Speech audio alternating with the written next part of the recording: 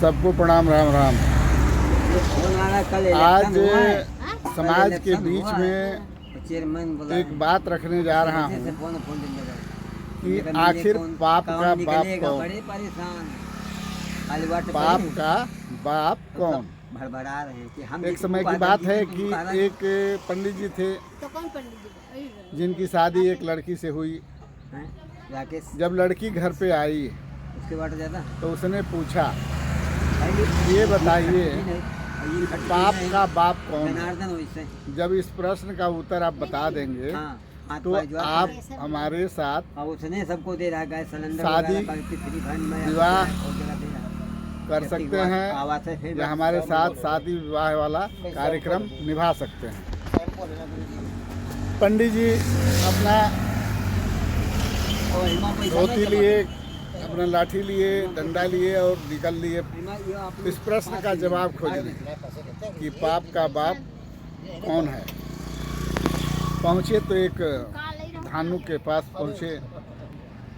वहाँ पहुँचे तो चारों तरफ से घूमते हुए पहुँचे, कहीं उनको इसका उत्तर देने वाला नहीं मिला। चाहे ब्राह्मण, ठाकुर, वैश्य, शूद्र, सभी लोगों का दरवाज़ा खटखटाए, किसी के पास इसका उत्तर नहीं था। तो उन्होंने एक धानुक के परिवार में पहुंचा तो वहाँ धानुक नहीं था, धनुकायन थी। तो धनुकायन से बात करने लगे तो धनुकायन बोले कि आप क्यों इतना उदास हैं, आपके उदासी का कारण क्या है? तो उस धानुकिन ने कहा कि आपके उदासी का कारण क्या है? तो पंडित जी ने कहा कि अब क्या बताएं, मैं बहुत परेशान हूँ और इस प्रश्न का उत्तर हमने सभी जगह ढूंढा लेकिन कहीं मिला नहीं।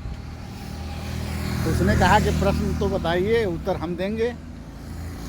तो उन्होंने कहा कि पाप का बाप कौन है, ये हमसे हमारी औरत ने पूछा है और जब तक हम ये नहीं बताएंगे तब तक उसके साथ हम शिमला घूम नहीं सकते हैं। इस बात को लेकर के जो धनुकिन थी उसने कहा कि ठीक है, आपके प्रश्न का उत्तर मिलेगा, लेकिन आप पहले हमारे यहाँ रुकिए, तो हमारे यहाँ भोजन करिए, आराम करिए, रहिए। तो पंडित जी ने कहा कि नाम राम राम राम, हम तुम्हारे यहाँ कैसे रहें? हम कहाँ पंडित जी, तुम कहाँ धनुकिन, हम तुम्हारे साथ कैसे रह सकते हैं? तो हमारे साथ मत रहिए, घर से बाहर रहिए, घर से बाहर बनाइए, खाइए, हमसे क्या मतलब है? आप यहाँ रहिए, आपको उत्तर मिलेगा। पंडित जी को चावल मिल गया, दाल मिल गया, रोटी मिल गया, आटा मिल गया, आपका सब्जी मिल गया, अपना काट कूट के बनाए, चूल्हा वूल्हा बना के मिट्टी का, रहने लगे, खाने लगे, सोने लगे बाहर। एक दिन धनुकिन ने कहा कि पंडित जी, आखिर अपने अनाज तो हमारा ही है, आप अपने हाथ से बनाते हैं, खाते हैं, और जब मतलब बहुत ही दया लगती है कि पंडित जी अब अपने हाथ से बनाते खाते हैं, अच्छा नहीं लगता है। ऐसा करते हैं कि हम एक आपका सोने को का सिक्का देते हैं, आप हमारे घर में चल के बनाइए, खाइए और घर में रहिए, बाहर अच्छा लगता नहीं। उन्होंने कहा कि चलो ठीक है। वो बड़े खुश हुए, कह चलो आज एक सोने का सिक्का मिला। इस बात को लेकर के वो घर के अंदर चले गए, बनाने लगे, खाने लगे। फिर कुछ दिन के बाद उसने कहा कि पंडित जी, हमारे घर में बनाई खा रहे हैं और ज़मीन पर खा रहे हैं, क्यों न बिस्तर पर बैठ के खाएं, हम आपको 2 सोने का गुटका देंगे।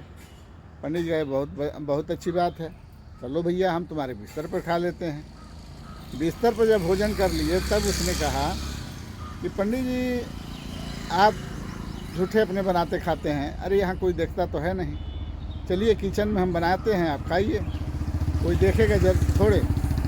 किचन में गए और 5 सोने का सिक्का देने का लालच दिया। पंडित जी चले गए किचन में, वो बनाती रही, वो खाते रहे।